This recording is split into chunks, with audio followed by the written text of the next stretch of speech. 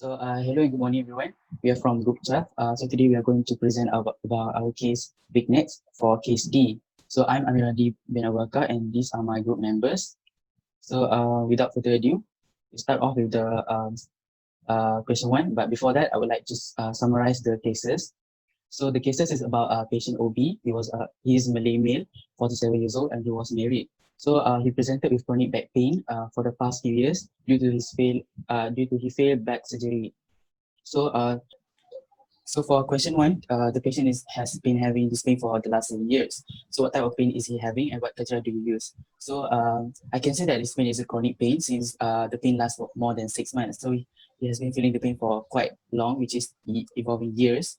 And the pain continue even after the injury illness that caused it has healed or gone away. So since the pain signals remain active in the nervous system for weeks, months, or years, he also described his pain as needless and constant feeling.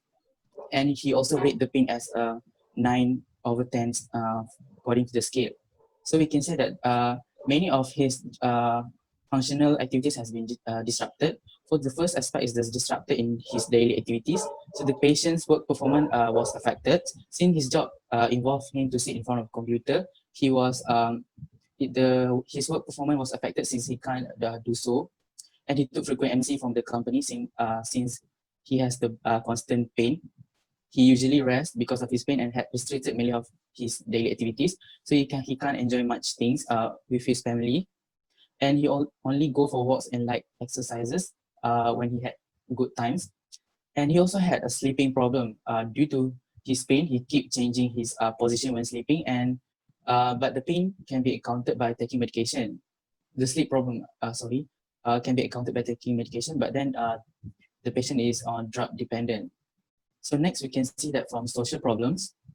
So he rarely goes out with his family since he's having the back pain. So he can't do much thing. He can just rest, and he also avoids social function and gathering because social function and gathering usually needs him to sit longer for hours. So he usually avoid them and just go home after finishing his work at the office.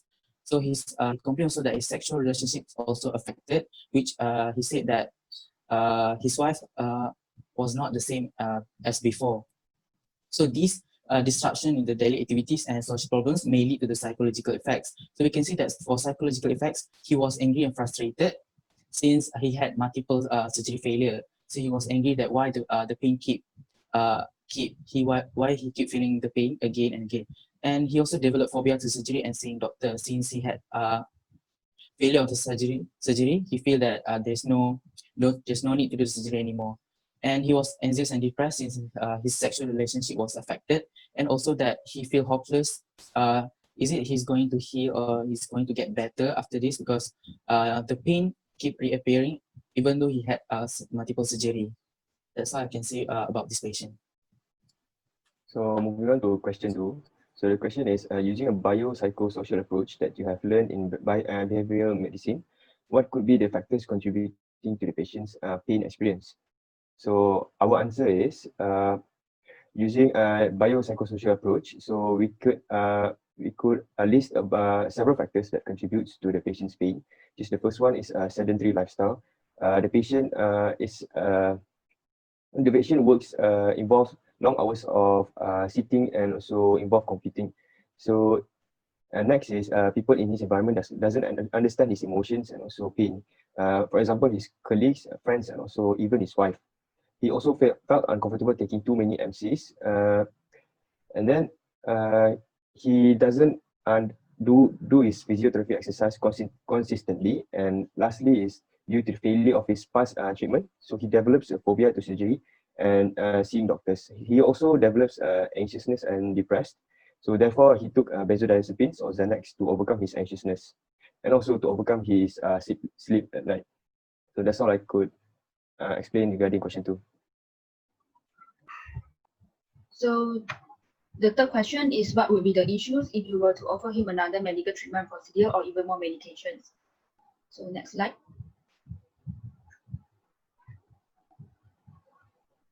So the first issue will be medical non-compliance, because considering the patient age is 47 years old, which is middle age, so he might, due to his forgetfulness to take medicine, because he also having some other medicines like he be prescribed with diabetes mellitus medicine and hypertension also.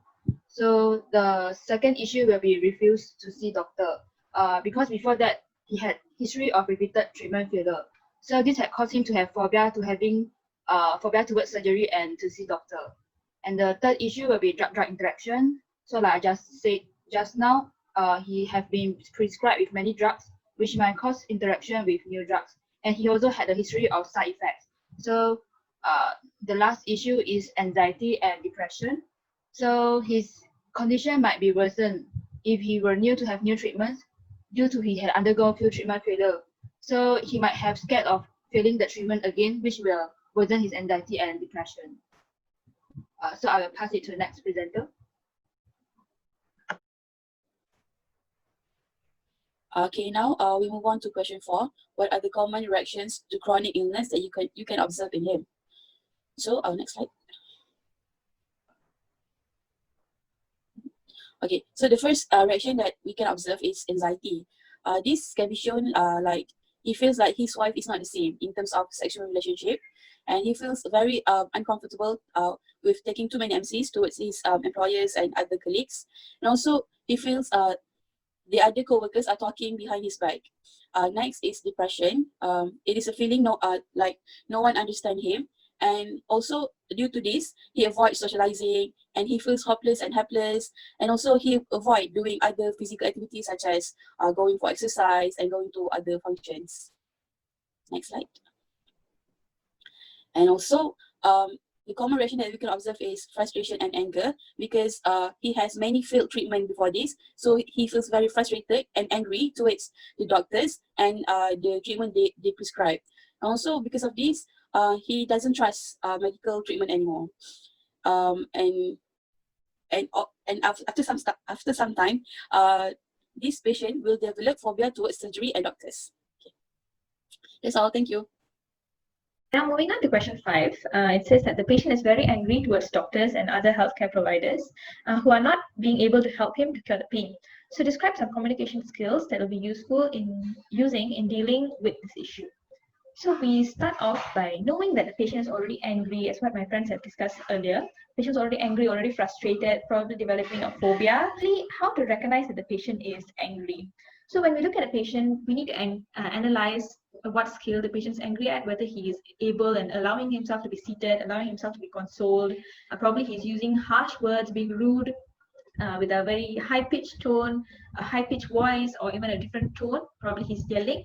So we have to recognize that the patient is angry in what certain way he is. We have to remain calm, composed. We should not go against the patient. Like when the patient's actually yelling, we shouldn't yell as well, and let our emotions take over. But we also need to adopt a very professional yet relaxed posture in body language. So our body language will speak for itself. That we need to be seated, same eye level. The way we use our hands and gestures should actually make the patient feel more comfortable to actually open up. And actually, the communication process will be more effective in allowing the patient to explain why he's actually in distress. When we want to find out more, we need to ask more open-ended questions to understand what their problem is. Like, tell me more, and why are you feeling this way, and is there any way I can actually help? So how we respond to the anger also is very important. We need to show that we are empathetic towards the patient, not just that we understand, but we actually feel what they're going through and are willing to help and want to help. Next will be apologize if any error has occurred. So this is when you understand that probably there's a medical error or there's another colleague in mistake. So we should encourage questions like, what can I do to help you? And sometimes when they are too angry, they have difficulty in thinking clearly. So we have to set their options and all that so that it's well managed. And lastly, we close the whole discussion by definitely thanking the patient, allowing time for them to come back to you for any follow-ups, all that. But then it's common that your patient is still very angry despite your best efforts. So sometimes, despite your excellent communication skills and how you handle, patients may remain very angry, and it may be unreasonable to actually expect them to diffuse their anger in just a mere conversation, a mere one-time communication period. But it also depends on the situation, and anger and other emotions actually take much longer time to dissipate. So we have to understand the condition as well.